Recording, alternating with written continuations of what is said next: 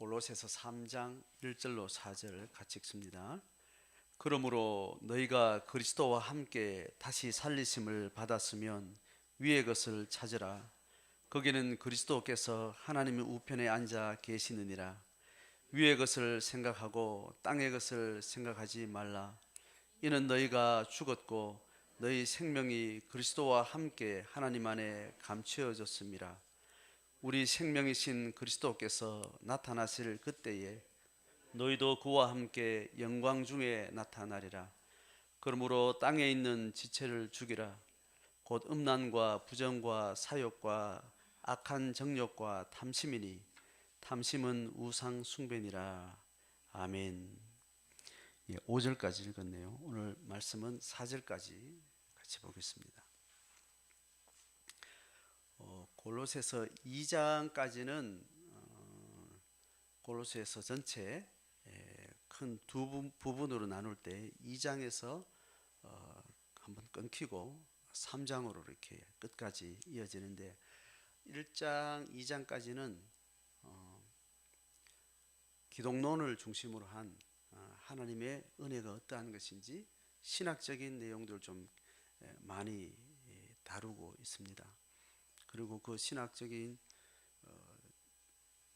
가르침 위에 골로새 교인들이 겪고 있는 이단과의 싸움, 또 세속화의 싸움, 그렇게 해서 율법주의, 또 천사 숭배 사상, 이런 이제 세속주의가 교회 안에 들어와서 예수 그리스도의 그리스도 되심의 그 신학에 어떻게 우리가 분별할 수 있는지를 설명하고 나서 이제 3장으로 이제 들어오면 구체적인 생활 실제에 대한 제자도적인 삶의 실제를 많이 다루갑니다. 그래서 오늘 1절에서 4절까지 내용은 우리가 신앙의 삶을 살아가는데 우리가 어떻게 살 것인가 할 때 그 삶의 가치를 한마디로 딱 정리를 해주고 5절부터 시작되는 땅에 있는 지체를 죽이고 또 거짓말하지 말고 이 땅의 것을 벗어버리고 또 평안 안에 거하고 이제 실제 생활 현장에서 일어나는 모든 신앙의 덕목들을 다루게 됩니다. 자, 그 이야기를 하기 직전에 바로 우리가 1절과 4절을 보고 있는데 1절에 이렇습니다. 그러므로라는 말은 1장과 2장에서 예수 그리스도가 얼마나 탁월하신지, 예수 그리스도가 천사 숭배 사상이나 율법주의 모든 것을 넘어서는 예수 그리스도 그분의 한 분의 사역만으로 우리 신앙의 모든 길이 한꺼번에 열린 그리스도의 그 탁월함을 전체적으로 이야기하고 나서 1절에 그러므로 이야기하는 거예요. 그 그리스도가 우리에게 어떻게 주어졌는가 하면 1절에 너희가 그리스도와 함께 다시 살리심을 받았으면, 이렇게 전제를 하는 거죠. 앞에 있었던 하나님이 어떠한 분이고 그리스도가 어떠한 분이고 그분의 신성과 그분의 사역과 그분의 통치하심, 이런 것들이 어떠한지를 이야기하고 나서 그 그리스도가 우리하고 어떻게 관계를 맺는가를 지금 한마디로 이야기를 하는 겁니다.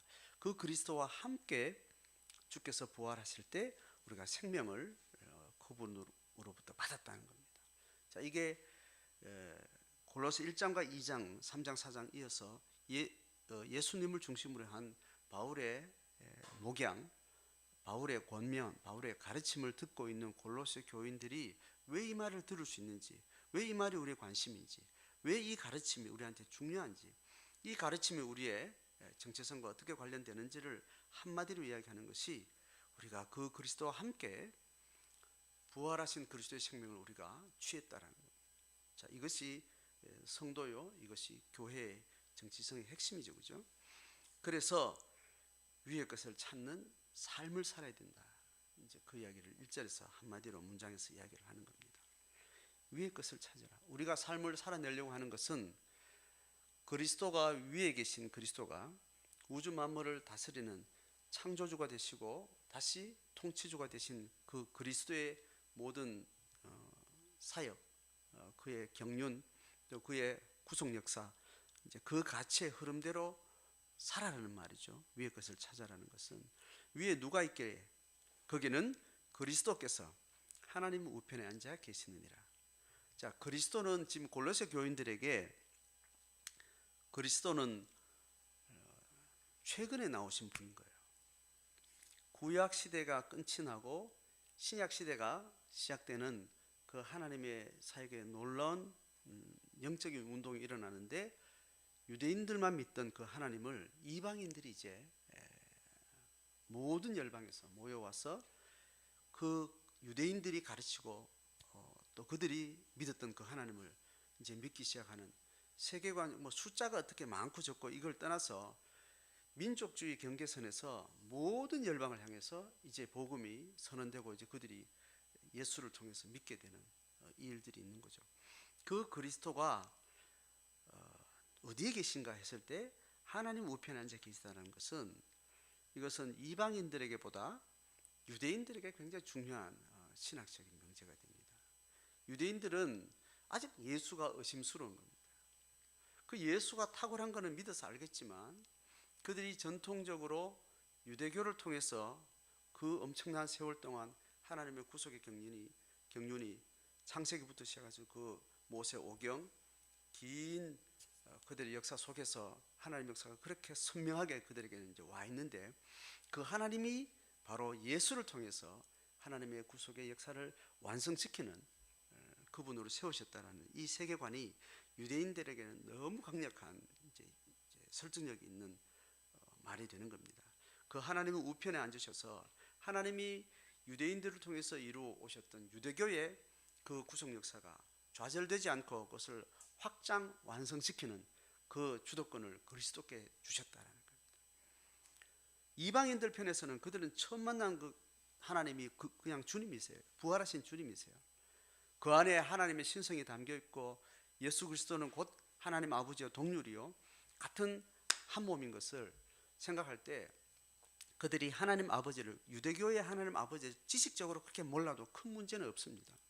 그 하나님의 계시가 바로 그리스도의 계시고 그리스도의 사역이 곧 그 하나님의 계시의 완성이기 때문에 이방인들에게는 예수 그리스도 그 한 분만으로서 어떤 성경적인 또 신학적인 신앙의 어떤 갈등이 있을 필요는 없죠. 어쨌든 이 구약과 신약을 통합하는 그런 하나님의 구속 사역의 흐름으로 하나님 보좌가 있다면 그 우편에 가장 능력 있고 가장 신뢰할 수 있는 우편이라는 이 좌우의 그 무게 중심의 우편을 선택해서 그리스도가 거기 앉아 계시다. 이제 그런 이미지로 설명을 하는 겁니다. 자, 그러니 이제 그리스도와 함께 살리심을 입은 그 생명이 확인된 사람은 하나님의 역사에 초청을 함을 받았으니 그 하나님의 역사는 보호자 우편에 계신 그리스도가 계획하시고 섭리하시고 통치하신다는 것을 이제 주목시키는 겁니다.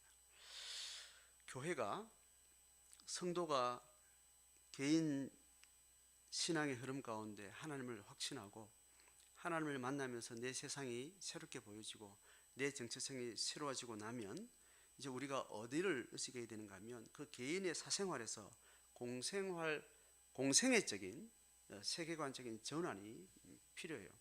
이게 확장되지 않으면 그 하나님을 만났던 그 신체험은 즉각적으로 이방 종교가 가지고 있는 우상을 섬기는 그 방향으로 그 신체험을 바로 그렇게 연결될 위험이 너무 많은 거죠.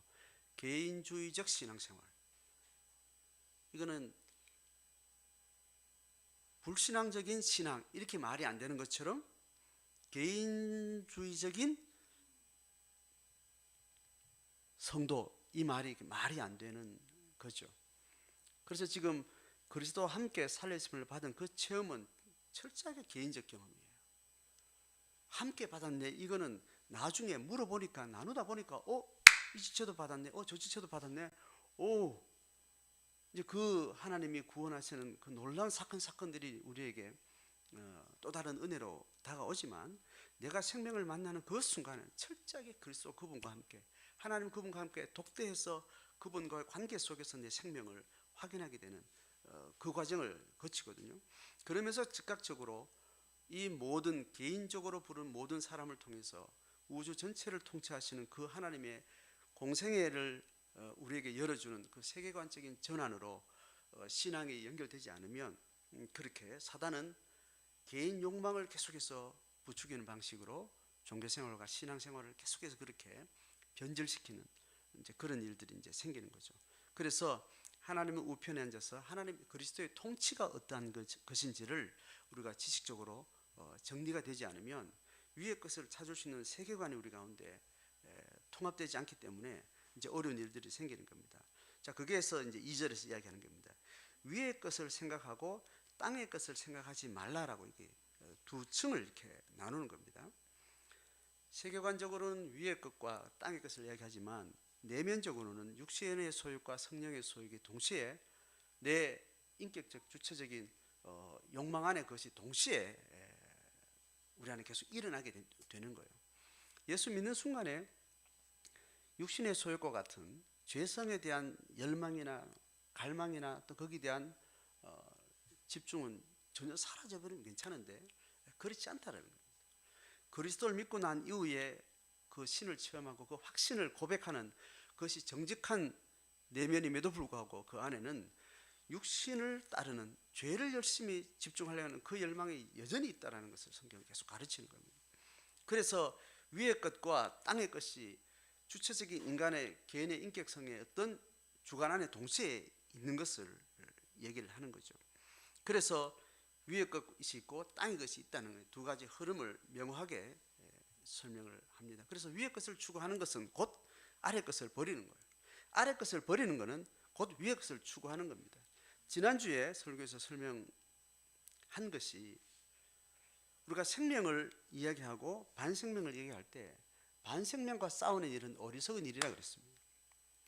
죄를 이겨보겠다고, 죄를 안 지어보겠다고 애를 쓰고 계획하고 결심을 하고 이것은 인간이 절대로 성공할 수 없다고 성경은 가르치는 거죠. 그래서 땅의 것을 생각하지 말라, 땅의 것을 버려라. 이 이야기는 실제 삶의 실제 속에 들어가면 위의 것을 집중할 때 이것은 자연적으로 극복되어지고 이것은 버려지는 방식으로 실제 속에서 우리가 경험을 하게 되는 겁니다. 그래서 죄 짓는 목록을 자꾸 이야기하면서 경계하라 경계하라 이것이 일면은 의미가 있지만 그것이 실제 속에서 들어가서 그것이 승리할 수 있는 힘은 위의 것에 대한 전망과 그와 사귐과 그에 대한 열망을 내 속에서 계속해서 집중하는 것, 이 힘이 결국은 우리가 이미 분별해서 구별되어서 땅의 것이 뭔지를 알고 난 다음에 그것을 버리거나 극복할 수 있는 실제 경험을 그렇게 하게 되는 거죠. 어쨌든 세계관적으로 우리가 인식론적으로 땅의 것은 어떠한 것이며 하늘의 것은 어떠한 것인지 일단 구분이 필요합니다. 이건 지적인 판단입니다. 그 다음에 우리의 의지는 이걸 따르려고 하는 욕망이 또 우리 속에 같이 있어요. 자, 나는 죄 짓는 게 어떤 건지 이제 지적으로 아는 겁니다.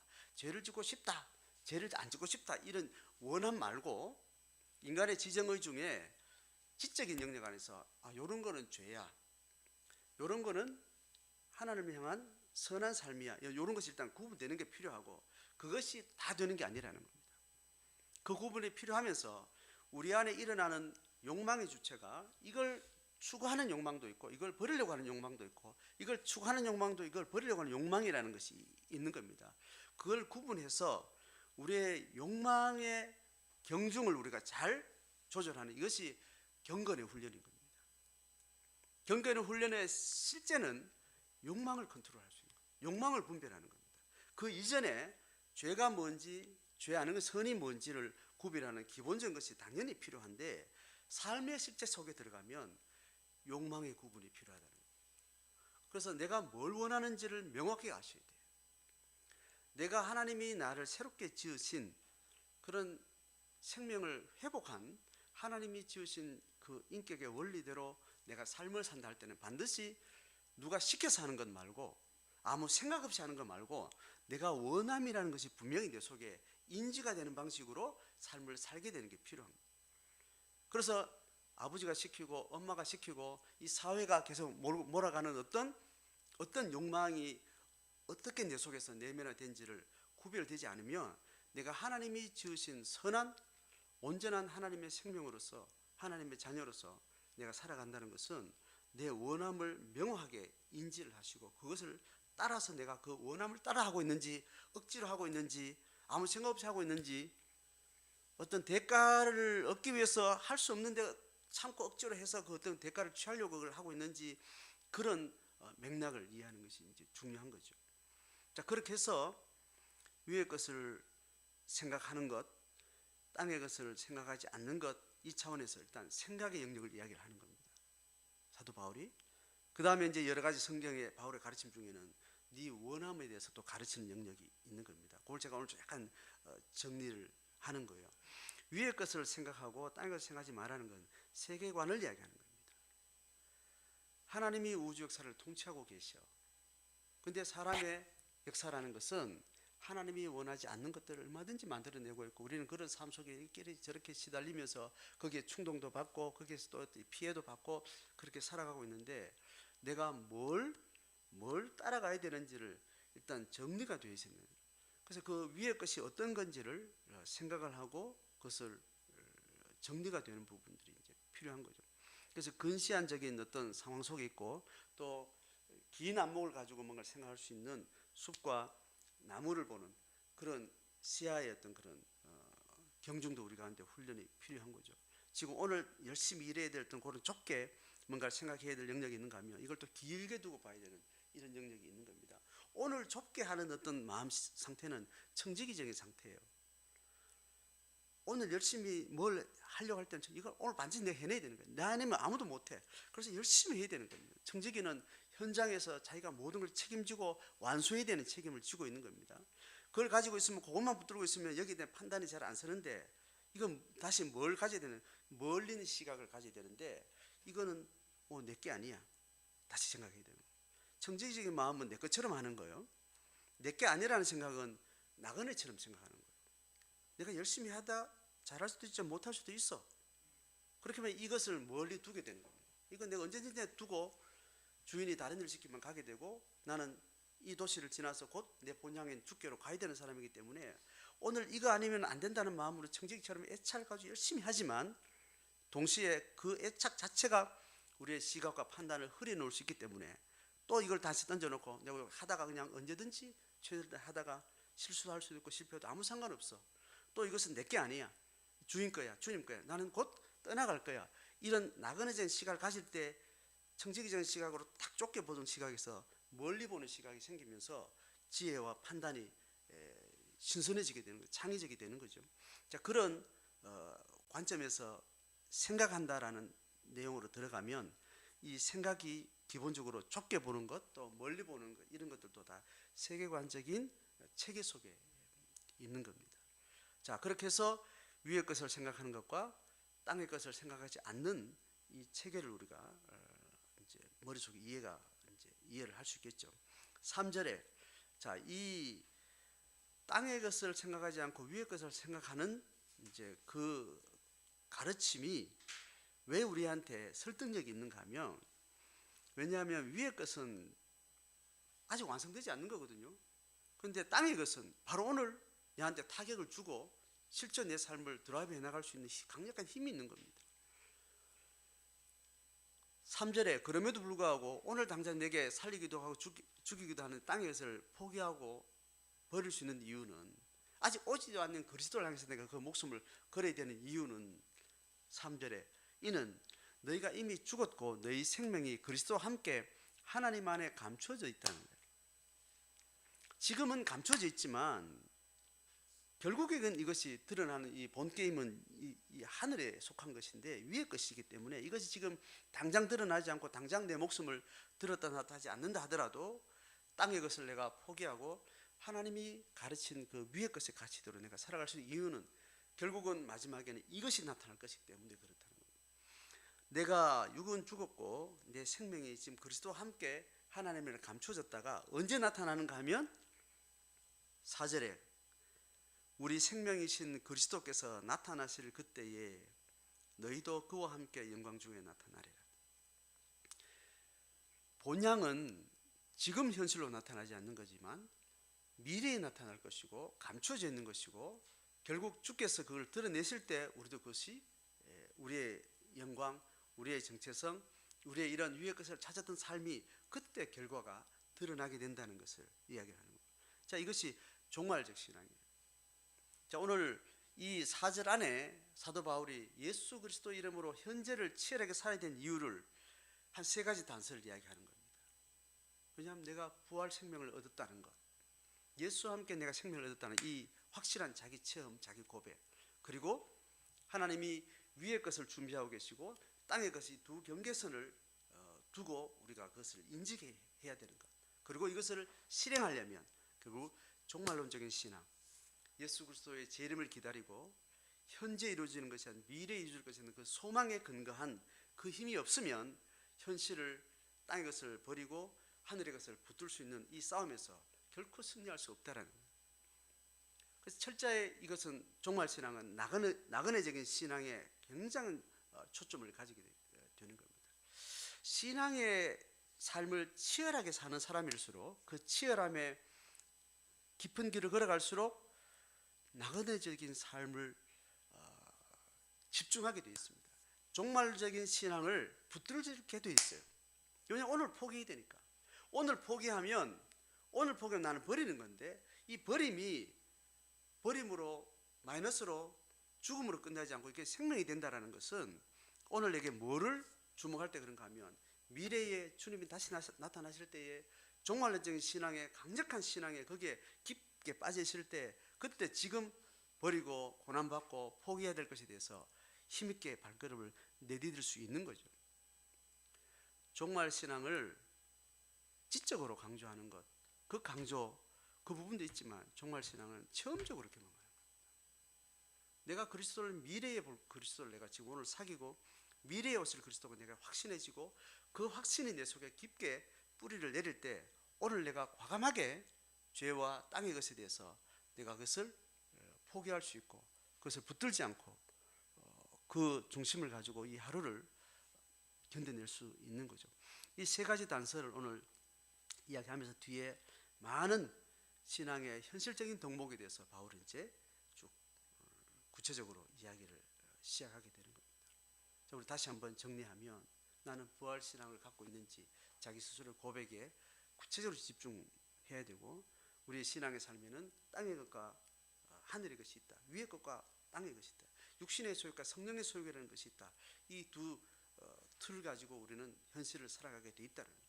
이것에 바른 삶으로 승리하려면 예수 그리스도의 다시 오심에 대한 것, 우리는 곧 죽을 것에 대한 것, 미래에 나타나실 분명한 하나님의 약속이 내 속에서 더 선명하게 집중될 때 현실적인 신앙의 삶이라는 것은 그렇게 열매 맺어 갈 수 있다라는 이 3가지 단서를 기억하면서 다음 주부터 이어질 삶의 실제를 우리가 잘 듣고 또 순종해 갈 수 있기를 주의 이름으로 축복합니다.